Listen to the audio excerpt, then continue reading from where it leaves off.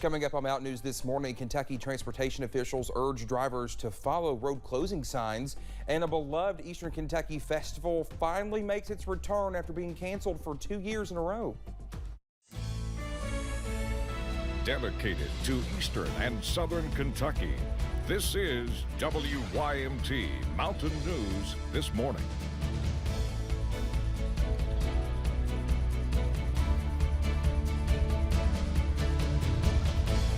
All right, it's 5:31 on this Thursday morning. Good morning to you. I'm Dakota Makris. Brandon, I don't know about you, but I am pumped, jazzed, any other adjectives I can say to describe all of the above about Hillbilly Days, because it's my first one. We'll be there Saturday. It kicks off today. I'm pumped for it. So. I was there the last time we had it on a Saturday, which was much calmer weather than Friday. So I was thankful to miss all the mess that happened on Friday in 2019. But yes, it's going to be a great weekend for it. Today, maybe not great, but no monsoons like the one in 19 back then. All right, let's get into the forecast today. Biggest festival in or one of the biggest festivals in our region, and it kicks off festival season. Let's go to the satellite radar, show you what's going to be happening today. Maybe some scattered rain chances, best chances this morning, but they should start to taper off to some degree as we head into the afternoon hours. Temperatures across the board. We're at 63 in Somerset and Williamsburg, Richmond 2, 60 in Jackson, and 61 in Hazard, 59 in Pikeville, 54 in Wise this morning. Your 12-hour planner for today heading up. We're going to see those rain chances off and on throughout the day, but the best chances this morning, and temperatures should top out in the low 70s today. Sunrise at 6:50, sunset at 8:14. Dakota? All right, Brandon, thank you. Well, new information is out regarding a 3-year-old boy who was found dead in Illinois. Well, this is the suitcase the young boy's body was found in. As you can see, it is very distinctive. Officials with the National Center for Missing and Exploited Children say they are also checking national cases for any child that matches the description. But they say the tough part in cases like this is that so many children are not reported missing to begin with, which makes them harder to find. You know, with this, we have seen other cases where young children have been concealed in different pieces of luggage or blankets or bedding, you know, other things that can kind of conceal the child. But sometimes it's not so much for concealment as it is for that child to be easily transported from where they may have died to where they were then later found.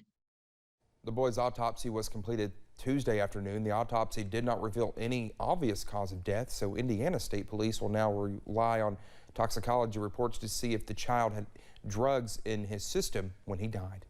A baby was dropped off at Baptist Health Corbin. Hospital officials sent a statement regarding the situation saying, quote, Baptist Health Corbin does not have a safe haven box, but we are still considered a safe place if the parents cannot care for their baby. If the parents call the Safe Haven hotline, they will be instructed to the closest place to surrender the baby, end quote. Extra security was at St. Clair Regional Medical Center after receiving a threat yesterday. The Rowan County Sheriff says dispatch got a call saying a domestic violence situation happened. Well, they found nothing. The sheriff says shortly after, both the hospital and Morehead State University received threatening emails. Officials believe this is a case of swatting. And now he was going to go to Morehead State and start shooting people, and he was going to go to St. Clair and start shooting people there, and he was going to leave a bomb.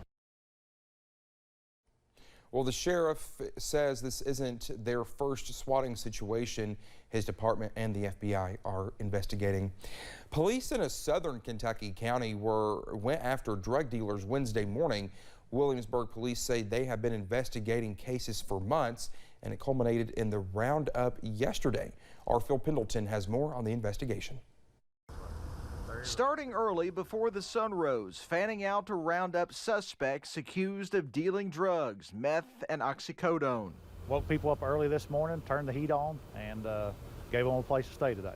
Most were taken to jail where they were charged with trafficking in a controlled substance. Police say selling drugs often leads to other violent crimes and theft. We're in it to help the people and to get people's property back to them and be a public servant like we're sworn to be.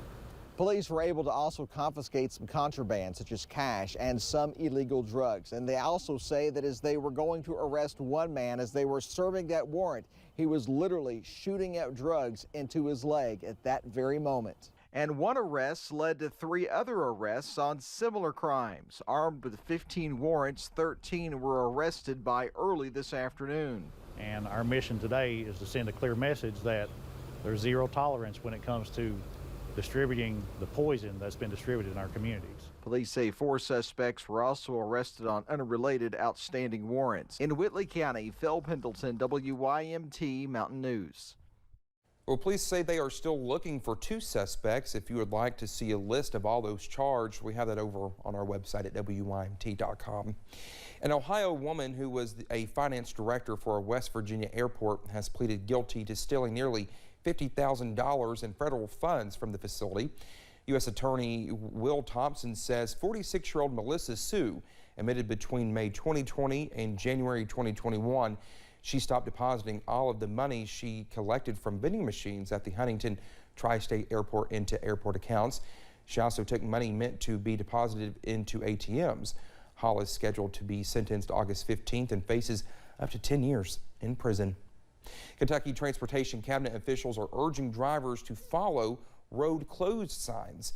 They say people have been moving signs and barriers on Kentucky 713 in Menifee County.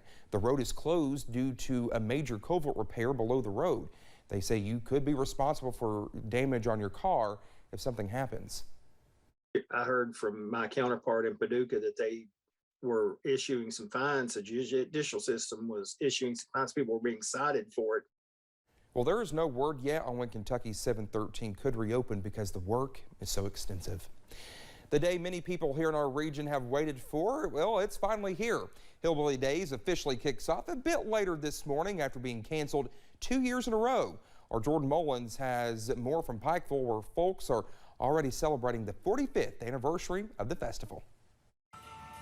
The 2022 Hillbilly Days Festival is almost here. I feel like everyone's excited. You know, the city's excited, people from in the county are excited, from all over Kentucky. You know, we're expecting a big crowd because where we haven't had it in 2 years. The festival officially opens Thursday, but the carnival got an early start, opening Wednesday at 6 p.m.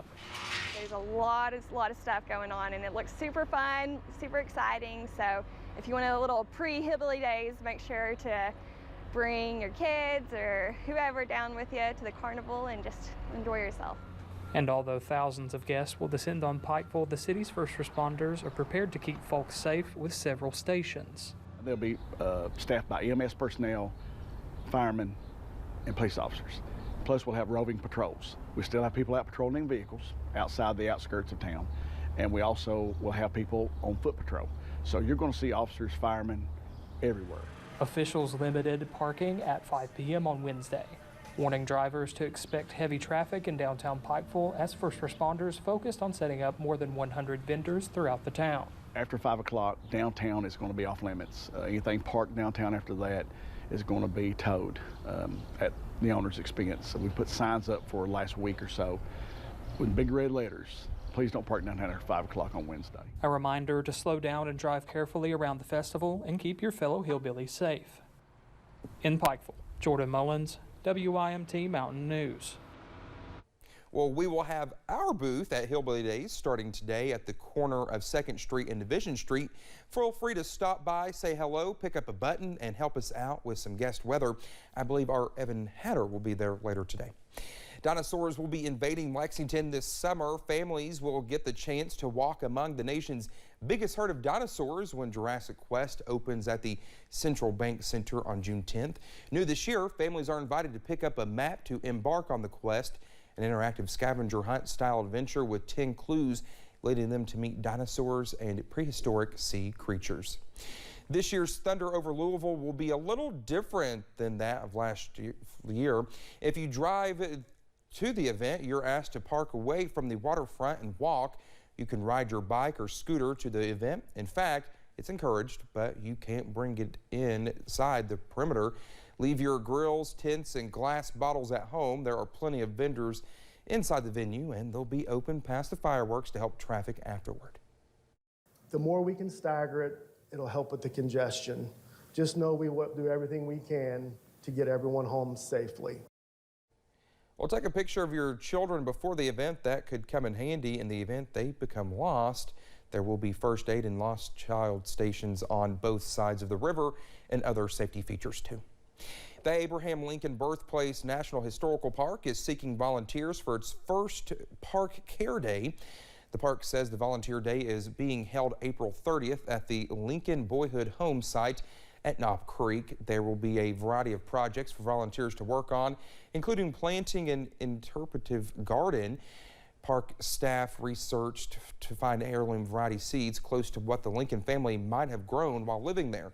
And volunteers will plant seeds that include Bloody Butcher corn, Scarlet Pole runner beans, and Connecticut filled pumpkins. Well, just ahead this morning, a famous actress takes on a new role after welcoming her first bundle of joy into the world. That's on the way. So spotty showers will open up Hillbilly Days and festival season in the mountains. I'll have the latest forecast in about 3 minutes. After